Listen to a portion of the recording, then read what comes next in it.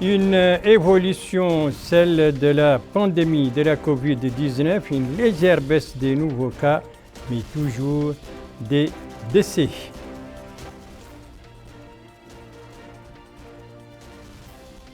Un relâchement, celui observé à Nouakchott en ce qui concerne les mesures préventives alors qu'une nouvelle phase de ce virus menace. Et puis une campagne, celle de nettoyage, entreprise actuellement à Kifa pour une durée de 2 mois, coup d'envoi ce matin. Voilà pour les principaux titres de votre journal et c'est parti, mesdames, mesdemoiselles, messieurs, bonsoir et bienvenue à votre 22h. Un 22h que nous commençons par une page médicale en 3 volets. L'évolution de la Covid-19, un extrait de la déclaration hier sur notre antenne par le ministre de la Santé et puis les mesures préventives à Nouakchott. Premier volet donc de cette page, l'évolution de la pandémie de la Covid-19 durant les dernières 24 heures. Nous allons voir cela avec les derniers chiffres enregistrés par les services compétents du ministère de la Santé. Les voilà donc, 43 guérisons, 91 nouveaux cas et malheureusement un décès. Alors, le cumul de tout cela, depuis le début de la pandémie, 21 590 cas, dont 20 185 guérisons et 494 décès malheureusement.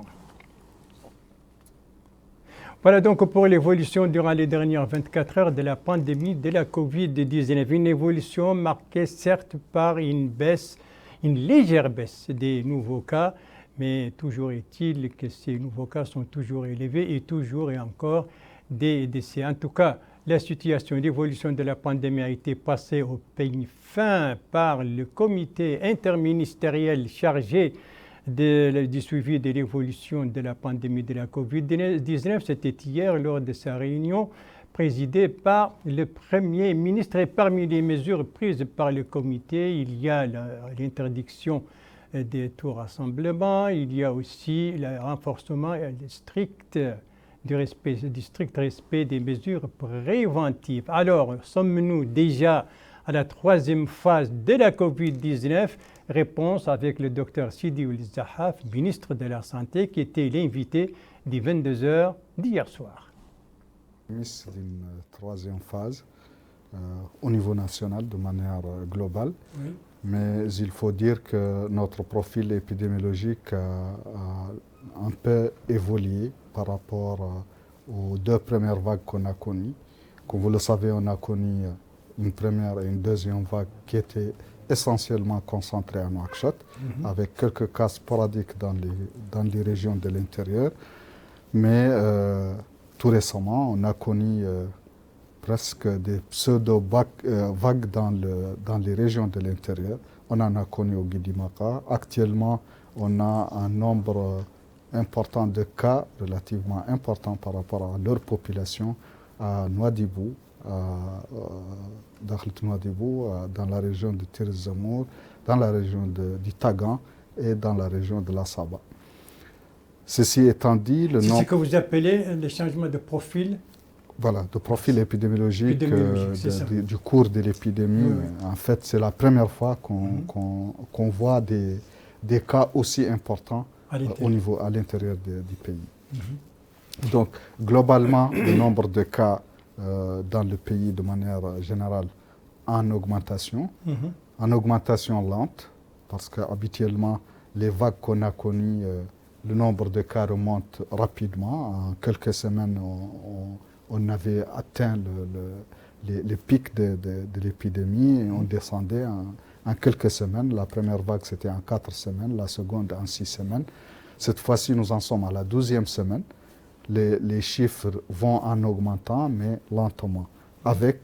Toujours est-il qu'on a connu 102 à 2 reprises la semaine dernière et aujourd'hui 94. Tout à fait. Mais par rapport à la surveillance, au suivi des cas, ce qui est important, c'est l'évolution dans le temps Les chiffres par jour peuvent osciller, tantôt importants, tantôt moins importants, mais en termes de tendance, c'est ça ce qui est important, et c'est ça ce que je suis en train d'expliquer, que nous en sommes à la 12e semaine, avec des chiffres globalement, une courbe globalement qui monte, mais qui monte lentement relativement à la première et la seconde vague.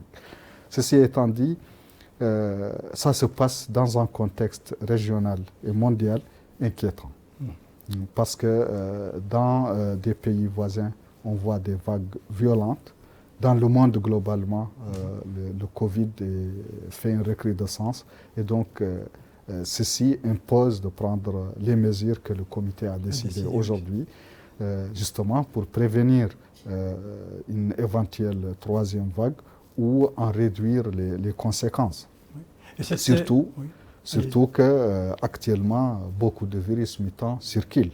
Justement, ces virus mutants, est-ce que cette nouvelle phase dont vous parlez, est-ce que ce sont ces virus mutants ou bien c'est le virus qu'on connaît habituellement? En tout cas, nous, on a isolé 3 parmi les virus mutants. On les a isolés chez nous, c'est Delta, c'est Gamma et c'est Alpha. Ah oui, d'accord. Donc ces 3 virus ont été isolés chez nous. Et d'ailleurs, pour surveiller cette situation, nous sommes en train d'installer notre propre séquenceur, c'est-à-dire c'est l'appareil qui va nous permettre de déterminer quelle est la nature des virus qui circulent chez nous. Ceci en plus des autres mesures de préparation à cette situation, aussi bien au niveau de Nouakchott qu'au niveau des régions cette fois-ci. Il faut qu'on renforce aussi le dispositif de riposte au niveau des régions parce qu'on connaît maintenant des vagues au niveau des régions.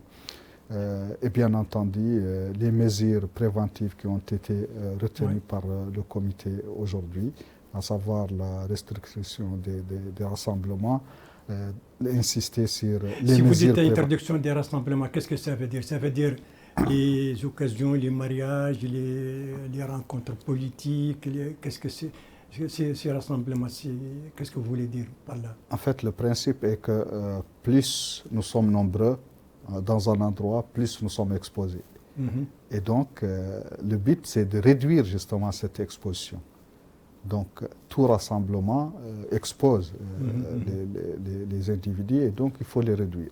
C'est pour cela la consigne est de rester à la maison, de ne sortir qu'en extrême nécessité, d'éviter les rassemblements, ça c'est au niveau individuel, mais aussi les autorités prendront des mesures pour que aussi ces rassemblements puissent être réduits au strict minimum indispensable. Des extraits donc du ministre de la Santé lors de son intervention. Il était l'invité du journal de 22h hier soir et je le rappelle, parmi les mesures prises par le comité interministériel chargé de l'évolution de la Covid-19, il y a aussi l'accélération de la vaccination et surtout la vaccination est pour élever son niveau, son intensification dans toutes les wilayas du pays. Bien entendu, ceci en plus des mesures préventives. Le ministre de la Santé, vous venez de l'entendre, il l'a répété à plusieurs reprises. Donc les mesures préventives qu'il faut respecter. Alors, comment se présente la situation ici à Nouakchott, la capitale, en ce qui concerne le respect de ces mesures préventives? Élément de réponse avec El-Hajj Abdallah Din. En dépit du rebond des cas de contamination au coronavirus enregistrés ces derniers jours, les relâchements des mesures préventives par les personnes fréquentant les marchés et les lieux publics continuent d'être largement perceptibles. Un encombrement et une congestion dans ces lieux de rassemblement prouvent le laxisme quant au respect des mesures préventives, une situation propice à la propagation du virus. Certains citoyens que nous avons rencontrés et qui sont conscients de la gravité de la pandémie appellent au respect rigoureux des mesures préventives telles que le port de masques, de turbans, la distanciation physique, en plus du lavage des mains à l'eau et au savon. C'est le cas de ces citoyens qui mettent en garde contre le rebond du virus qui risque de provoquer une troisième vague. Parallèlement à cette situation d'imprudence qui règne, les unités de vaccination aux centres hospitaliers nationaux continuent d'accueillir les personnes désireuses de se faire vacciner contre les virus mortels. Les mesures préventives et la vaccination à Nouakchott, donc au moment où une troisième phase menace, donc, qui est déjà d'ailleurs sur place, comme on l'a dit. Eh bien, merci de suivre les JTF de Mauritanie à la suite du journal avec un tour à l'intérieur du pays, 4 étapes, le Hod Sharqi, le Trarza, Dakhlet Nouadhibou ainsi que le Gorgol, et c'est là avant de retourner à Nouakchott. Première étape donc, la Saba, je ne l'ai pas cité, la Saba, sa capitale Kifa, qui vit à l'ère d'une campagne d'assainissement, une campagne de nettoyage entreprise depuis aujourd'hui. Coup d'envoi ce matin et durée de cette campagne 2 mois. C'est une campagne qui est organisée par la commune de Kifa en collaboration, en partenariat, dans le cadre du partenariat avec l'Union européenne. C'est un reportage de notre correspondant permanent là-bas, Mohamed Remin Al-Khatri, compte rendu revue en français par Mohamed Khattat. C'est une mise en place d'un dispositif pilote de gestion des déchets solides de la ville de Kifa et des municipalités environnantes qui rentre dans le cadre du partenariat fructueux de notre pays avec l'Union européenne. L'opération de propriété vise ainsi à rendre à la ville son éclat et un visage plus rayonnant au grand bonheur des citoyens et pour davantage de bonne santé. L'occasion pour le wali de la Saba, M. Mohamed Ould Ahmed Mouloud, de rappeler que la propriété des villes est l'une des priorités du programme électoral du président de la République, M. Mohamed Ould Cheikh El Ghazouani, qui a fait bénéficier toutes les communes du pays des équipements nécessaires pour faire face au problème des déchets, comme en témoignent les campagnes qui ont été faites à Nouakchott et dans bien d'autres villes à l'intérieur. Ainsi, des campagnes de propreté, dit-il, sont supervisées par le ministère de l'Intérieur, d'autres comme celles que nous lançons, et des campagnes dans le cadre du programme Moudoun. Tout cela nous amène à cette opération de nettoyage Kifa Ville Propre. Ce dispositif pilote de gestion des déchets solides de Kifa s'inscrit dans le cadre d'un partenariat entre la Mauritanie et l'Union européenne, le collectif régional des maires de la Saba. C'est un effort important que nous devons louer et travailler à sa réussite, a-t-il souligné. Il est vrai que cette opération de propreté ne manquera pas de jouer un rôle important dans la résolution du problème des déchets et l'amélioration du visage urbain de la ville de Kifa, surtout à la veille de l'hivernage. Le maire de Kifa, M. Jamal Ould Kabout, a félicité les uns et les autres pour cette initiative et remercier tous ceux qui contribuent à la propreté de la ville. Les populations de la capitale de la Saba ont à leur tour exprimé leur satisfaction quant au lancement de cette campagne de propreté qui durera 2 mois et qui a commencé par le quartier El Qadima et la route de l'Espoir.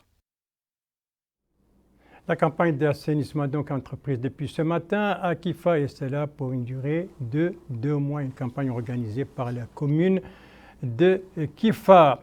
Notre deuxième étape de notre tour à l'intérieur du pays se situe à quelques 500 km à l'est de Kifa. Nous sommes là au Hod et Sharqi, cette wilaya qui a connu déjà les premières pluies annonciatrices d'un hivernage prometteur, une saison des pluies très attendue par les populations pour diverses raisons, comme l'a constaté l'un de nos correspondants permanents là-bas, Cheikh Ahmeti, dont le compte rendu est revu en français par Aminata Khan. Un ciel nuageux annonciateur d'une pluie que les habitants de la wilaya du Hod Sharqi attendent avec impatience. Durant la saison hivernale, nombreux sont les citoyens de cette wilaya agro-pastorale qui reviennent pour passer de bons moments de détente et de farniente loin des bruits de la ville. Les citoyens que nous avons rencontrés ont à l'unanimité indiqué que l'hivernage est la bienvenue chez eux après plusieurs mois de chaleur et de sécheresse. Ils vont renouer avec les habitudes bédouines, se retrouver en famille dans la verdure en buvant du lait et en sirotant un bon thé autour d'un méchoui. Ils ont indiqué qu'une bonne pluviométrie va améliorer les conditions agropastorales et développer les pâturages dans cette wilaya dont la plupart sont des éleveurs. Le Hod Sharqi donc dans l'attente d'un bon hivernage. La saison des pluies bien sûr provoque la satisfaction de tous, éleveurs, agriculteurs et simples citoyens, mais certains quand même la craignent. Il s'agit des riziculteurs, particulièrement en période de récolte du riz. Cette période qui est une opportunité d'emploi pour plusieurs personnes et plusieurs citoyens, comme l'a constaté le cas dans la wilaya du Trarza. Un reportage de notre correspondant permanent Abdallah Youlislim, compte rendu revu en français par Yad Alifal. Ici, nous sommes en pleine saison de récolte du riz, même si les riziculteurs ont chacun leur temps périodique de récolte de cette denrée. Déjà, dans les milieux ruraux, les rizières à perte de vue sont devenues jaunes. La moisson a lieu 30 jours après la floraison et 130 jours après le semis. L'eau a été évacuée de la rizière 1 à 2 semaines auparavant, avant de faciliter la récolte. Le riz est récolté en le fauchant avec sa paille ou en coupant seulement les panicules. Le riz est alors battu. Cet intervenant explique que tout d'abord, il y a la moisson qui consiste à couper les riz de la rizière et les déposer juste à côté pendant quelque temps. Ensuite, poursuit-il, ces riz vont être transportés pour le battage, c'est la séparation des grains de la tige. En cette période se retrouvent là tous les jours les tracteurs de récolte, les véhicules de transport, usines de décortiquage et les femmes vanneuses, déclare cet homme pour expliquer qu'il s'agit d'une saison de pleine activité pour les centaines de personnes qui trouvent ainsi un emploi. Le secteur agricole permet de faire vivre la moitié de la population du pays et le riz en Mauritanie joue un rôle de premier plan du point de vue alimentaire et économique, en contribuant pour 14% au besoin national en céréales et pour près de 10% aux revenus des producteurs ruraux. La saison donc des récoltes du riz au niveau du Trarza. Notre troisième étape nous amène au Gorgol. C'est une étape plutôt pédagogique. Nous sommes à Magama et précisément dans la commune de Toulel, donc pédagogique avec cette cérémonie de fin d'année scolaire 2020-2021 organisée par la commune en collaboration avec l'association de développement de Toulel.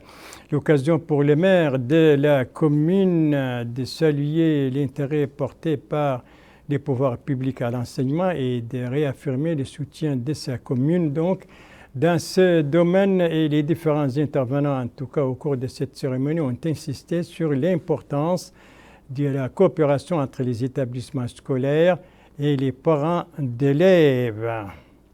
Et tous ont mis en exergue l'importance donc de l'enseignement. Nous restons encore un instant dans la Muqata'a de Magama, toujours au Gorgol, mais cette fois dans une autre commune. Il s'agit de la commune de Daou, une commune connue pour ses madras et ses écoles coraniques, comme l'a constaté l'un de nos correspondants permanents, Mohamed Oul Bilal, compte rendu revu en français par Al-Hajj Abdallah Din.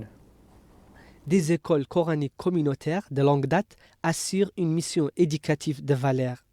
Cette mahadra a accueilli depuis sa création des multiples générations de la région et d'autres venues d'ailleurs. Elle dispose l'initiation des enfants, la mémorisation du Saint-Coran et la vulgarisation des sciences islamiques et de la langue arabe. M. Mamadou Tafsira Khan, cheikh de Mahadra, affirme que son école communautaire a permis aux fils de la région de mémoriser et de psalmodier le Saint-Coran et d'étudier des ouvrages divers couvrant les différentes filières de la charia islamique. Il ajoute, la Mahadra offre également l'étude des livres simples comprenant les dispositions essentielles de l'islam. Cet auteur cheikh précise que la Mahadra attire aussi des élèves étrangers venus de pays voisins tels que le Sénégal et la Gambie. Des élèves qui viennent pour étudier le Saint-Coran et sa psalmodie à travers des ouvrages spécialisés connus. Nombreux sont les étudiants qui ont fréquenté ces écoles coraniques communautaires dans le but d'acquérir des connaissances religieuses. Voilà pour notre étape gorgoloise, une étape à Toulel et une étape à Daou, deux communes qui dépendent, qui relèvent de la Muqata'a de Magama. Nous quittons donc le sud du pays pour le nord-ouest, précisément Dakhlet Nouadhibou, où la commune de Boulay-Noir vient de vivre deux activités, l'une pédagogique et l'autre économique. La pédagogique, c'est une cérémonie de fin d'année scolaire 2020-2021 et l'économique, c'est un financement pour les associations, pour les coopératives féminines dans cette localité. C'est un reportage de notre correspondant permanent Elvara Cheibani, compte rendu revu en français par Mohamed Khattat.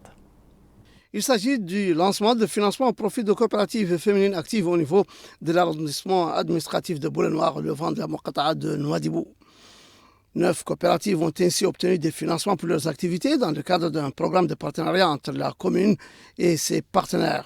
Selon le maire de la commune de Boulay-Noir, M. Mohamed Lamine Ahmed, ces financements vont profiter à ces coopératives actives dans la commune pourvu qu'ils contribuent à leur émancipation et au développement local. Les coopératives bénéficiaires ont exprimé leur satisfaction quant à cet important financement qui, disent-elles, ne manquera pas d'améliorer leur rendement et de dynamiser leurs diverses activités. Nous sommes une dizaine de femmes qui avons une coopérative 17 femmes, laquelle produit et vend le couscous et nous nous en tirons très bien. Nous avons obtenu des financements dont on profite, 17 autres, et nous en demandons plus. Autre activité à Boulay-Noir, cette fois-ci au niveau de la localité de Le Crabe, où une cérémonie de récompense pour les lauréats des examens du primaire et du secondaire a été organisée à l'occasion de la fin de l'année scolaire 2020-2021. La manifestation vise à encourager les élèves pour leurs bons résultats, leur assiduité et leur bonne conduite.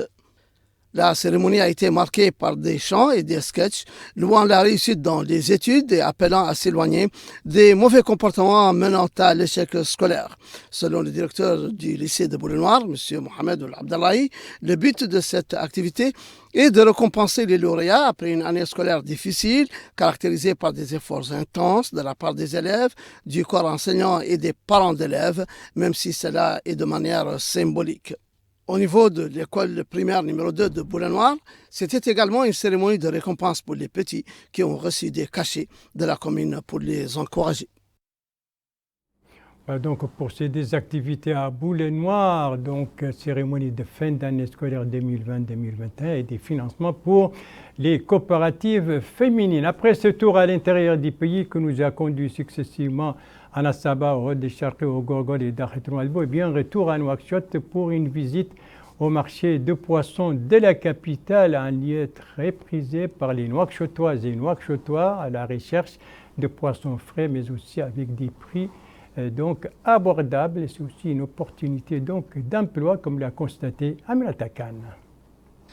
Avec l'une des mers les plus poissonneuses au monde, le marché aux poissons est un lieu où beaucoup de jeunes Mauritaniens pratiquent de petits métiers qui leur permettent de subvenir à leurs besoins et à ceux de leur famille.